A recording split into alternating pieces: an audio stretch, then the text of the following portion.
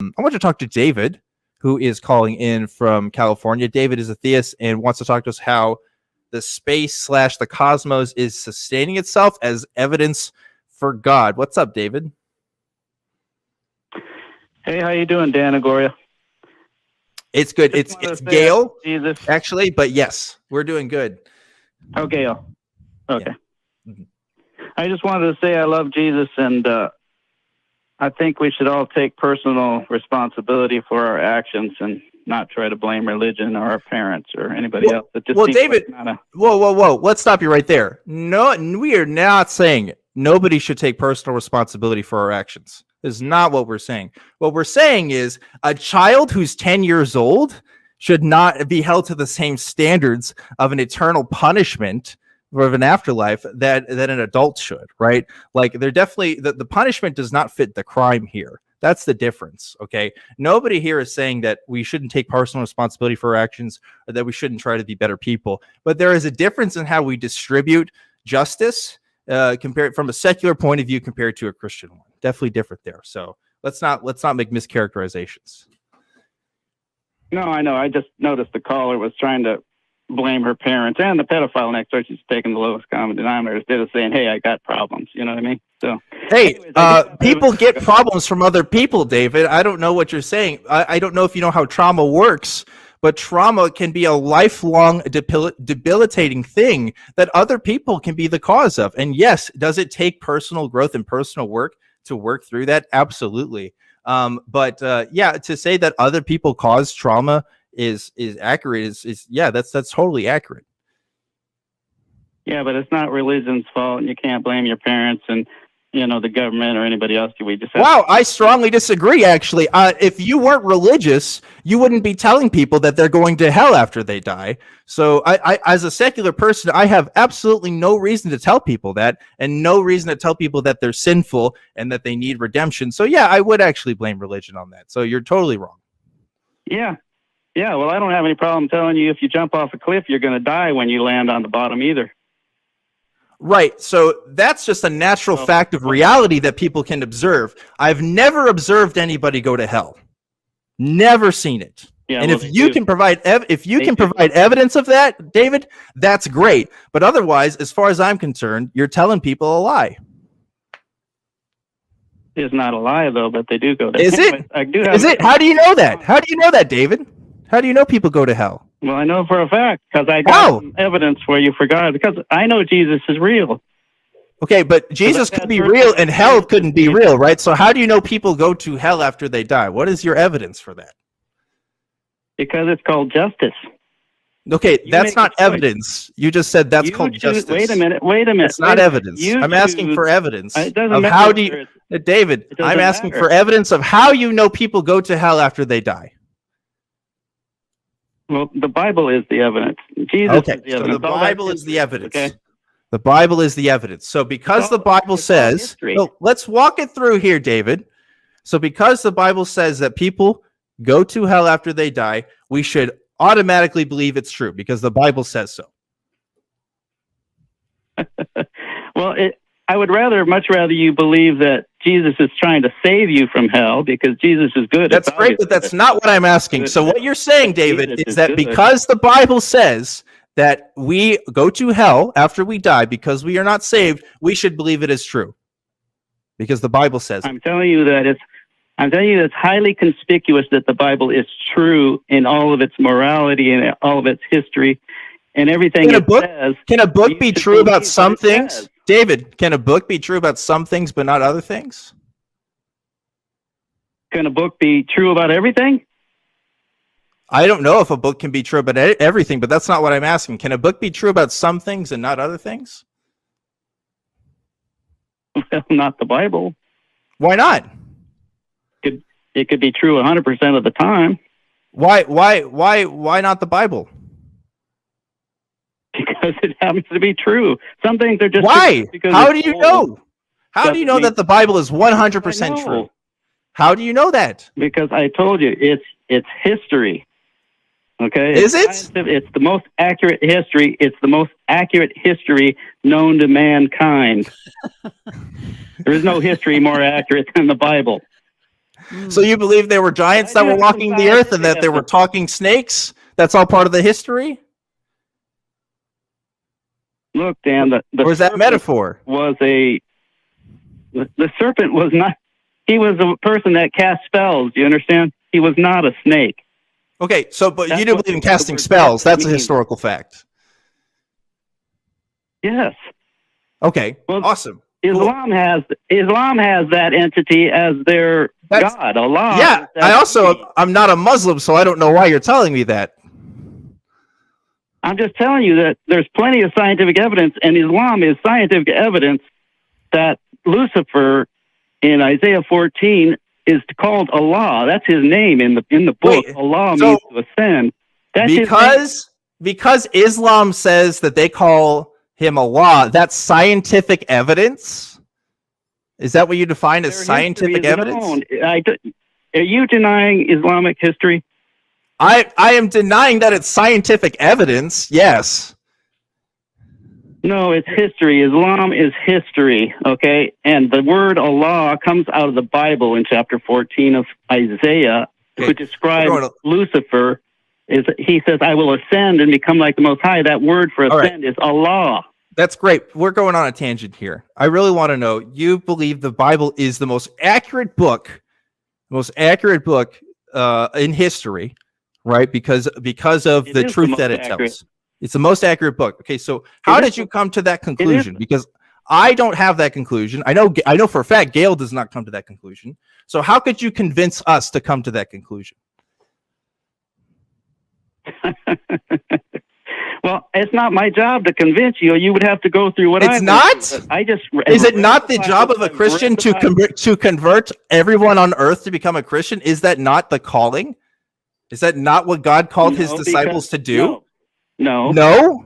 Because the Bible says whosoever will. Right, but how can I, unless I'm convinced, right? How does somebody come to the conclusion of Jesus unless they even heard about it, unless they're even talking to somebody about it? I mean, nobody knew that Jesus was God, according to the Bible, until Jesus actually talked to them, right? So, like, there has to be some form of communication there. Well, I have to tell you that everybody's level of evidence is different, Dan, because I agree. I've called and talked to you before a couple times, but the thing is that I became a Christian at the tender age of 18. I didn't know anything. Okay. Yeah. So that was enough evidence for me at the time. That was sufficient. And you know what? That same evidence would be enough for me today. And I'm 58 years old. That was 40 years ago. Okay. So obviously the evidence is sufficient, but the evidence is sufficient for 18-year-old you and current you. That's what you're telling me. The evidence is not sufficient for me. It's not sufficient for Gayle, and it's not sufficient for anybody else that does volunteer work for the Atheist Community of Austin. So you're right. Listen, David, there are over 1 billion Muslims on this earth, David. 1 billion Muslims on this earth. I am convinced that 1 billion Muslims are wrong. I am happy to say that all day. And I'm also willing to say that there are over 1 billion Christians are wrong. The fact that you personally are convinced of this truth means absolutely nothing to me. What I want to know is what evidence made you come to that conclusion? Because at the end of the day, that's all that matters. I told you I became a Christian at 18. That the sufficient evidence was that God had interaction with me, okay? And I heard about Jesus. That was enough at the time. And that's still enough because God interacted with me. That's still enough for me. But you claim that scientific evidence is the only thing that you will accept. Not the only thing, but listen, if let's say that I said that I heard the God of the Aztec faith, or one of the gods of the Aztec faith, spoke with me, and that convinced me of the truth of the Aztec faith, would I be sufficient in my evidence there? Should that be enough to convince me? Because I heard a voice? Because I had a personal experience? I didn't say that. No, I didn't say to throw out reason. I just said. Okay, but why does that matter? Why do you get to throw out reason? Why do you get to have that exception? Well, you said that that's what convinced you. Is there something else that convinced you?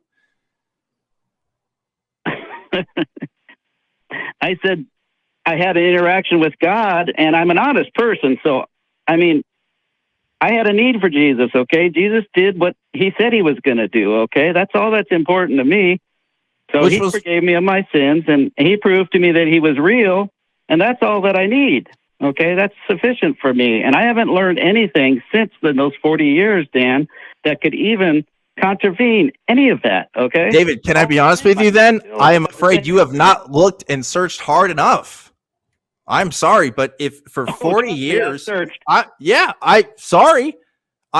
There is a lot of scholarship that talks about the history of the Bible and its numerous inaccuracies towards actual historical events. Absolutely. I'm not interested in the atheist community's opinion about the Bible. And that's why you will continue to believe the things that you'll believe and never change your mind, because you're not open to talking to other people. For 40 years. That's great. Apparently you haven't studied it enough, because there's a lot of this to say. If you say that you studied religion and you are coming at me saying that the Bible is the most accurate book of all of human history, then you have not studied history enough. You have not studied religion enough. Yes, sorry. History proves the Bible. History proves that Islam existed. All of those gods and religions existed. They all have historical basis for existing. I don't deny that. You're denying everything. Atheism is the most ignorant position because it denies all of history, all of science, and all of philosophy. You can't get any worse than that. David, Gayle, I've been talking a long time here. I want you to talk because I'm taking up this whole conversation. My question is this. I heard what you said about the Bible and your faith in it, and I heard about what you said about your transformative experience. You've also said that all these 40 years, you've continued to be open to it. Can you tell me your second favorite book about history? My second favorite book about history? Uh-huh. Well, I don't know. That would be American history. What book? What book? Just American history, because American history is supported by Christianity. Well, David, you're a repeat caller. I've heard you call in before, and Go ahead, Gayle. All of Christianity. I'm gonna mute David here. Go ahead. What I was saying was, I've heard you call in before, and I heard you say today for the first time that you don't feel compelled to win others to Christ. What most fundamentalist Christianity professes to teach us as believers is that we're to win others to Christ. But what I heard you say to Dan today was that you didn't feel like that was your job. So that was news to me. So my question is, why are you calling? Good point. What does it say on your paper? Or what does it say on the thing? What paper?